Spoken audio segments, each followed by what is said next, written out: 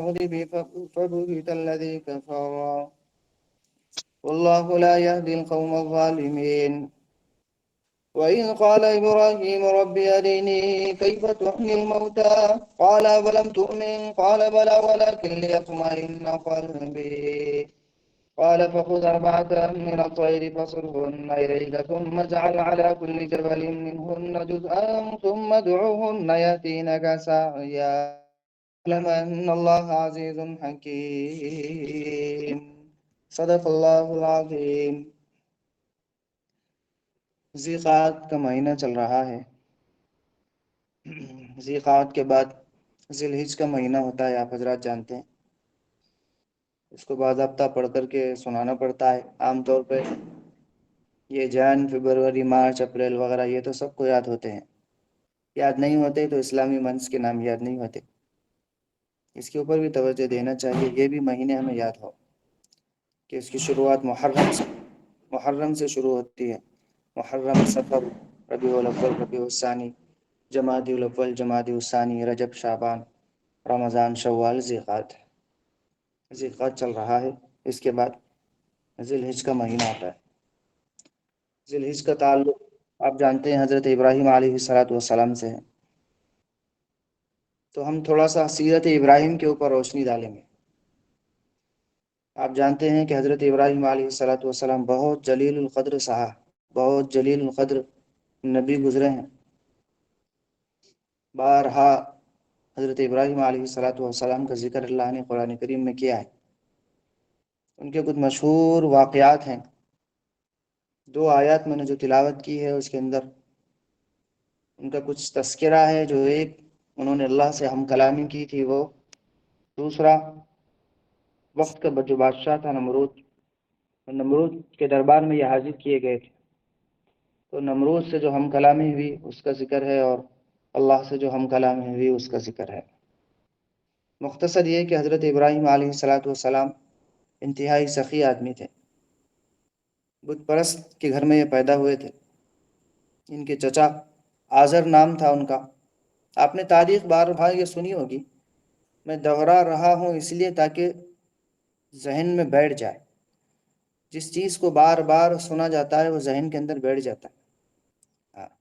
جب کوئی چیز ذہن میں بیٹھ جاتی ہے تو پھر اس کے بعد آدمی کے لیے عمل کرنا آسان ہو جاتا ہے. اسی لیے بار بار دین کی باتیں سننا ہے. سن کر کے جب دل و دماغ کے اوپر نقش ہو جائیں گا تو آرام سے عمل کرنا آسان ہوگا. اسی لیے سننا ہے.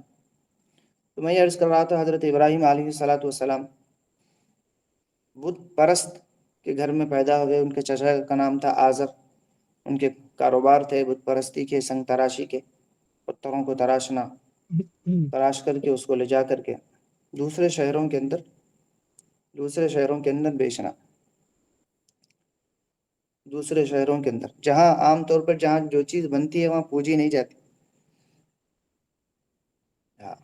جہاں جو چیز بنتی ہے وہاں پوجی نہیں جاتی. میرے ایک استاد ہے، میں نے ان سے ایک مرتبہ جامع مسجد رئیس پیٹ میں جب میری امامت کا تقرر ہوا تھا، جامع مسجد رئیس پیٹ میں نے امامت کیا تھا، تقرر ہوا تھا. میں میرے استاد سے مشورہ کیا تھا جا کر. استاد مولانا علی خان صاحب شکنر کے امام صاحب، پالے کے عالم دین. ان سے میں نے مشورہ کیا تھا کہ حضرت اس طرح پیشکش ہے مسجد کی طرف سے امامت کرنے کا، کرنا کیا؟ کیونکہ ہمیں اپنے بڑوں سے رجوع ہونے کا حکم ہے. ہر چیز میں، ہر معاملے میں اسلام کا یہ حکم ہے کہ کوئی بھی معاملہ ہو بڑوں سے مشورہ کیا کرو.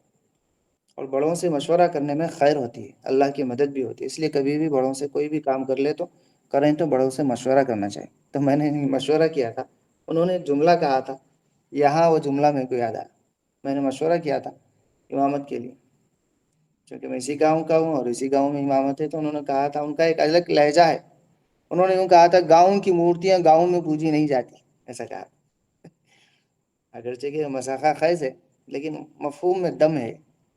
انہوں نے یوں کہا تھا گاؤں کی مورتیاں گاؤں میں پوجی نہیں جاتی. یہی انداز تھا.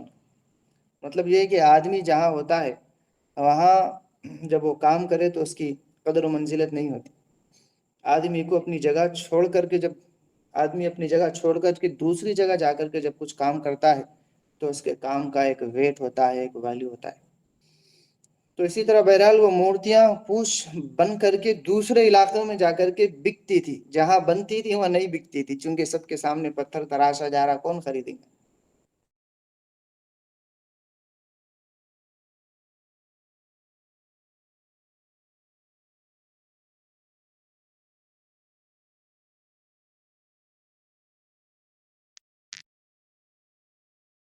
گندے نالی سے پلا کر کے بڑی ہی تکلیف سے لے جا کر کے دوسرے مقام پہ بیچتے تھے۔ بیچنے سے مراد دوسری جگہ پر لے جا کر کے رکھ دیتے، لیکن دل کے اندر بڑی تکلیف تھی۔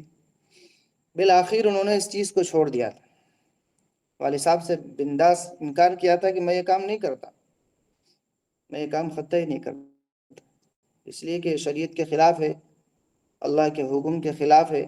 اسی وقت سے ان کی عقل کام کرتی۔ تو بہت ستائے گئے حضرت ابراہیم۔ دنیا میں جناب محمد رسول اللہ صلی اللہ علیہ وسلم کے بعد کسی کو اگر ستایا گیا دنیا میں تو وہ حضرت ابراہیم تھے علیہ السلام۔ ہر سال ایک نئی آزمائش سامنے آ جاتی، ہر سال۔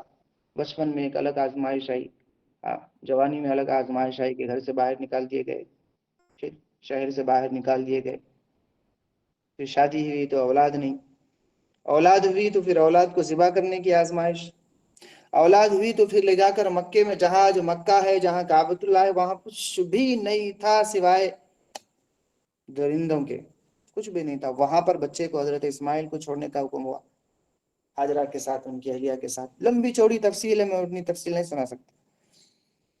تو پھر وہاں ایک بچے کو چھوڑنا، ایک تو یہ کہ 90 سال کی عمر میں لڑکا ہو، بچہ ہو، 90 سال کی عمر میں جس کو بچے نہیں ہوتے، ان کو پوچھئے ان کو بچوں سے کتنا لگاؤ ہوتا۔ جب ہوا 90 سال کے بعد تو کتنا عزیز ہوگا اور کتنا پیارا تھا ہوگا وہ بچہ، لیکن وہاں پر بھی اور ایک آزمائش کے لے آ کے وہاں پر مکے کی پہاڑیوں میں چھوڑ کر کے آؤ۔ کیا آزمائش، بہت جگر گردے کی بات ہے۔ اللہ کے حکم کو پورا کرنے کے لیے وہ بھی کیے۔ تو بہرحال زندگی میں ہر لمحے حضرت ابراہیم علیہ السلام کو آزمائش سے دوچار ہونا پڑا۔ کیوں؟ خلیل تھے، دوست تھے، خلیل اللہ، ابراہیم خلیل اللہ، اللہ کے دوست تھے۔ دوستوں کو آزمایا جاتا ہے۔ پتہ چلا کہ جو